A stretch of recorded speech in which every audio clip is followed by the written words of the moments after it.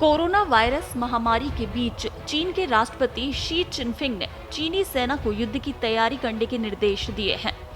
आपको बता दें कि भारत चीन सीमा पर भी दोनों देशों की सेनाएं आमने सामने हैं। ऐसे में भारत के लिए भी चीनी राष्ट्रपति का यह आदेश चिंता की बात है। उधर अमेरिकी प्रशासन ने भी ऑस्ट्रेलिया की मदद के लिए 1200 मरीन कमांडो को तैनात करने की मंजूरी दे दी है। चीन हमें दबाने का प्रयास कर रहा है। ये चीन की नापाक हरकत पहली बार नहीं हुई। हमेशा ही ये भारत के क्षेत्र में प्रवेश करते रहे हैं कि ताकि ये भारतीय सेना की गतिविधि पर नजर रख सकें।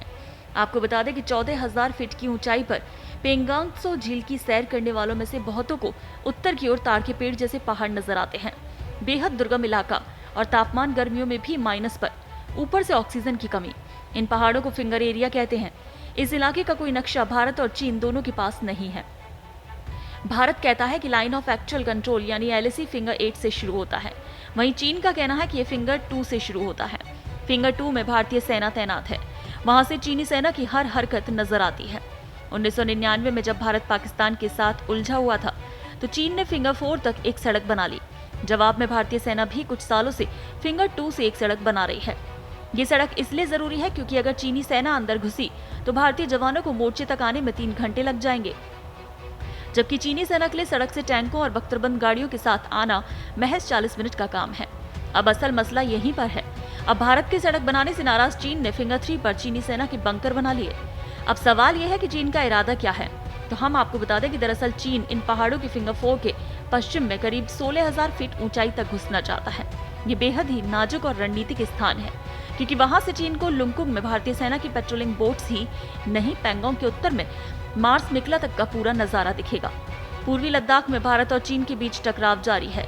झील के किनारे चीन ने भारी सैन्य तैनाती की है। सैटेलाइट तस्वीरों से पता चलता है कि चीन बड़ी तादाद में भारी सैन्य वाहनों को पैंगोंग त्सो झील के पास जमा कर दिया और तेजी से बंकरों का निर्माण कर रहा है। भारत ने भी जवाब में एक्स्ट्रा फोर्स तैनात की, लेकिन पेचिंग के इरादे खतरनाक लग रहे हैं। पैंगोंग त्सो रणनीतिक तौर पर बहुत महत्वपूर्ण है और चीन पूरी झील पर कब्जे का नापाक इरादा पालता दिख रहा है। झील की भौगोलिक स्थिति इसे रणनीतिक रूप से बेहद अहम बनाती है। ये चुशुल अप्रोच के रास्ते में पड़ता है। एक्सपर्ट्स के मुताबिक चीन अगर भविष्य में कभी भारतीय क्षेत्र पर हमले की हिमाकत करता है तो चुशुल अप्रोच का इस्तेमाल करेगा क्योंकि इसका रणनीतिक महत्व है। 134 किलोमीटर लंबी ये झील 604 वर्ग किलोमीटर के दायरे में फैली है। इसके 89 किलोमीटर यानी करीब 2/3 हिस्से पर चीन का नियंत्रण है। झील के 45 किलोमीटर पश्चिमी हिस्से यानी करीब 1/3 हिस्से पर भारत का नियंत्रण। चीन की चालबाजियां संकेत देती हैं कि वो पूरी झील को छीनना चाहता है। इसकी एक बड़ी रणनीतिक वजह है। अगर चीन ने नापाक इरादा पाला है तो उसे पूरी शिद्दत से, ताकत से रोकना बहुत जरूरी है क्योंकि झील पर कब्जे के बाद चीन चिपचाप मैदान के साथ साथ पूर्व में अक्साई चीन और उत्तर में शयोक घाटी तक भारत की पहुंच को खत्म कर देगा। इसका मतलब ये होगा कि भारत का नियंत्रण पश्चिम में श्योक नदी और दक्षिण में सिंधु नदी तक ही रह पाएगा। अगर चीन अपने नापाक मंसूबों में कामयाब हुआ तो भारत को श्योक और सिंधु नदियों को प्राकृतिक सीमाओं के तौर पर स्वीकार करने के लिए मजबूर होना पड़ेगा।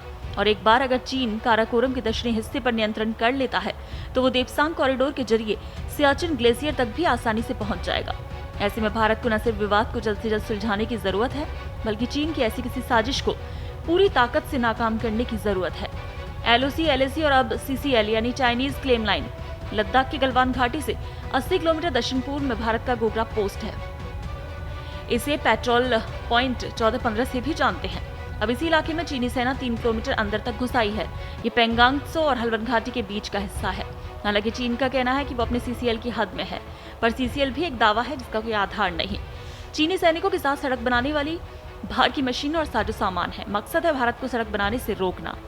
इस समय दावा किया जा रहा है कि चीन के अभी 5,000 सैनिक वहां मौजूद हैं। जवाब में भारत भी मिरर डिप्लॉयमेंट यानी जितने तुम्हारे उतने ही हमारे के अनुसार सैनिकों की तैनाती कर रहा है। ये तैनाती भी स्थानीय स्तर पर उपलब्ध जवानों से की जा रही है क्योंकि बाहर से जवानों को बुलाने में हाई ऑल्टीट्यूड एक्लिमेटाइजेशन करवाना होता है, यानी कि 1 हफ्ता चाहिए।